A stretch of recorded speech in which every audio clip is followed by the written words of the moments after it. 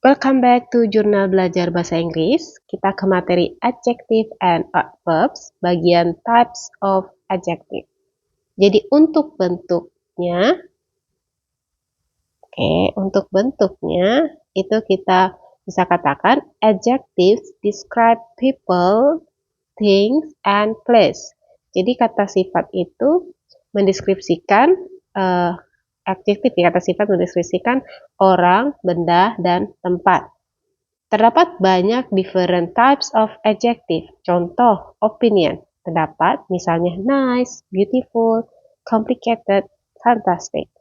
Atau bentuk set, ya, round, lingkar, short, pendek, square, kotak, long, panjang. Benar kan? Coba kita lihat ya.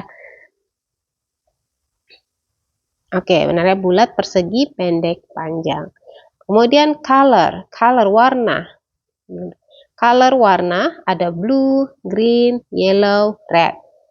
Kemudian ada nationality, Italian, British, Turkish, French. Nah, kemudian ada keterangan adjectives do not have a plural form. Jadi adjektif itu tidak punya bentuk plural, tidak seperti noun. Jadi kita bisa katakan two blue dresses. No, kita langsung bilang aja two blue dresses. Oke, kita langsung ke kuis. Di sini Paul bought two. Nah, karena red itu kata sifat, jadi nggak pakai s. Kemudian this film is short. Kan film ini sesuai dengan konteks short, pendek. Oke, kemudian ada keterangan yang kedua, dia itu before nouns. Jadi kata sifat itu sebelum kata benda. Adjective always come before a noun. Ya, kayak ada tanda peringatan notes. Adjective always come before a noun. Misalnya, bukan a shirt red. Bukan a shirt red, tapi a red shirt. Karena adjektifnya si red harus berada sebelum kata benda noun shirt. Kemudian we can put, kita bisa membawa dua atau lebih adjektif sebelum kata benda. Tapi kita tidak biasanya menggunakan N di antara adjektif tersebut. Jadi tidak pakai N. Jadi langsung aja a beautiful red shirt. Jadi beautiful itu kan kata sifat. Red juga kata sifat, boleh dalam suatu kalimat ada dua atau lebih kata sifat sebelum kata benda, tapi tidak perlu menggunakan N. Jadi kayak a beautiful and red shirt itu tidak tepat, harusnya langsung aja a beautiful red shirt. Oke, lanjut. We put opinion adjectives. Contohnya beautiful, fantastic, friendly before other adjective, sebelum adjektif lain. Nah, jadi kita gunakan adjektif tadi kan sudah ada formnya ya, opinion, kemudian color, shape. Nah, itu yang opinion harus sebelum adjektif lainnya. Misalnya, a fantastic red shirt, a friendly Italian teacher, a beautiful car.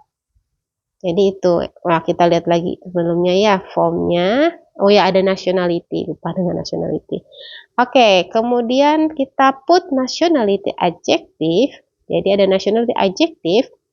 Italian, French, Spanish, after most other adjective. Jadi beda dengan opinion tadi, itu before. Kalau nationality adjective dia after most other adjective. Nah, kita buat dia contoh seperti ini di sini. An expensive German car. Nah, Jermannya kan nationality itu jadi di sebelah belakang, di belakangnya di akhir ya. An old Russian professors, a blue Chinese vase. Nah, contohnya seperti itu.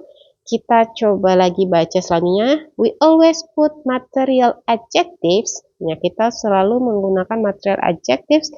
Cotton, wooden, silk. Berarti ada juga material adjective ya. Next to the noun. Jadi yang tadi form-form tadi masih ada form lainnya tergantung kata sifat. Ini material adjektifnya itu setelah kata benda. Oh, jadi we always put material adjectives next to the noun.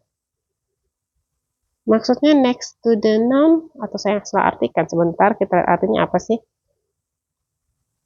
Kita selalu meletakkan kata sifat material di samping kata benda. Oh, sayang salah bahasa Inggrisnya.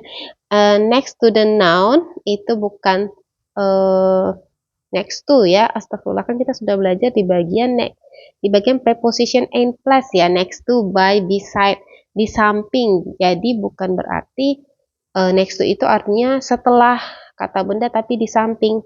Nah, tapi tetap kan always come before a noun. Jadi adjective itu selalu sebelum kata benda. Jadi next to ini di sini maksudnya di samping tetap di sebelum kata benda.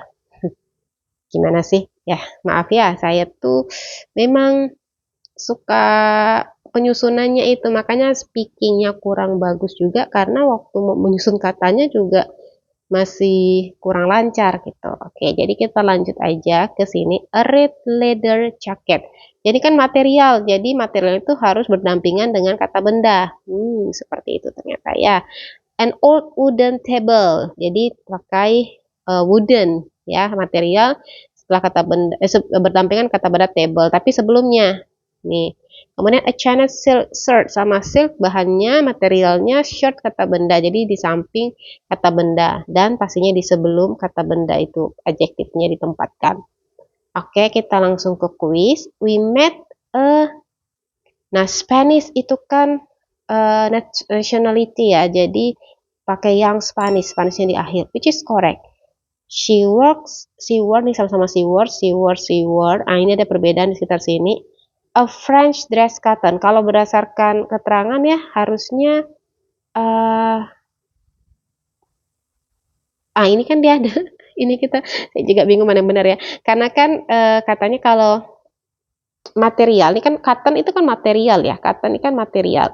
Katanya kalau material itu dia seharusnya berdampingan dengan kata benda. Nah, kemudian nationality katanya juga setelah adjektif lain, tapi kita perhatikan keterangan di sini. Kalau nationality adjektif after most kebanyakan. Tapi kalau we always put material adjektifnya ada kata always. Put material adjective next to the noun.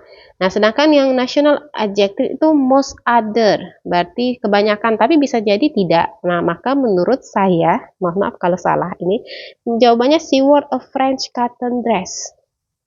Karena harusnya yang materialnya itu harus selalu berdampingan dengan noun. Benar. Ya kan, jadi keterangannya ada di sini. Ini national adjective, kata yang digunakan sini most, berarti kebanyakan, tidak selamanya. Kalau ini always itu kan selalu, maka material selalu berdampingan dengan kata benda. Serius, ini adalah ilmu yang baru yang saya tahu. Mungkin bukan baru ya, mungkin selama ini saya sudah disampaikan di sekolah, cuman sayanya aja yang ngedablek gitu, yang tidak paham. Jadi baru pahamnya sekarang, ternyata material itu letakkan di noun. Pantasan struktur saya nilainya tidak bagus di TOEFL ya, karena ini dia penyebabnya. Kurang paham konsep dasar. Oke, sekarang kita lihat after verbs setelah kata kerja. We can use adjectives after the verb be. Contoh, the dress is beautiful. Atau it is a beautiful dress. Verb is-nya itu ya, verb be-nya. Dan kita bisa menggunakan adjektif after verbs. Nah, kita bisa juga menggunakan adjektif setelah kata kerja seperti appear, feel, look, task, and seem. Jadi kita bisa menggunakan kata kerja setelah kita bisa menggunakan kata sifat setelah kata kerja yang seperti ini. Nah, contohnya I feel happy today. That dress looks beautiful. His new neighbor seem nice. Nah, tapi kita ada keterangan tambahan. We use and between two adjectives after a verb. Nah, ini tadi nih, kita gunakan and di antara dua kata sifat setelah kata kerja.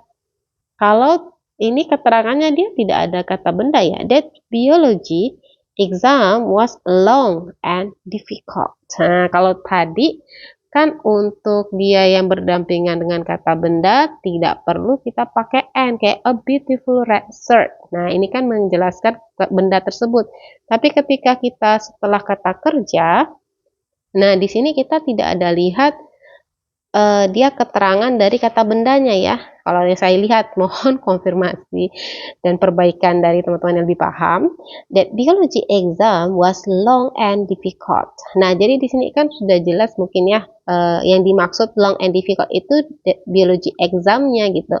Jadi kita nggak kalau misalnya bilang that biology exam was long difficult, apa maksudnya long difficult? Nah, gitu mungkin ya. Tapi kalau that biology exam was long and difficult, or biology exam itu adalah panjang terus sulit. Ya, itu pemahaman saya, semoga benar ya. Kita langsung aja ke kuis. This sweet looks beautiful. Karena menurut saya looks di sini adalah verb, beautifulnya itu kata sifat. Benar. The day was beautiful. Karena ada the day was beautiful, dia langsung ke kata sifat dua-duanya and cold. Oke, types of adjective saya rasa cukup sampai di sini. Jika ada yang keliru mohon dikomentari saja. Terima kasih sudah menonton. Saya akhiri. Wassalamualaikum warahmatullahi wabarakatuh.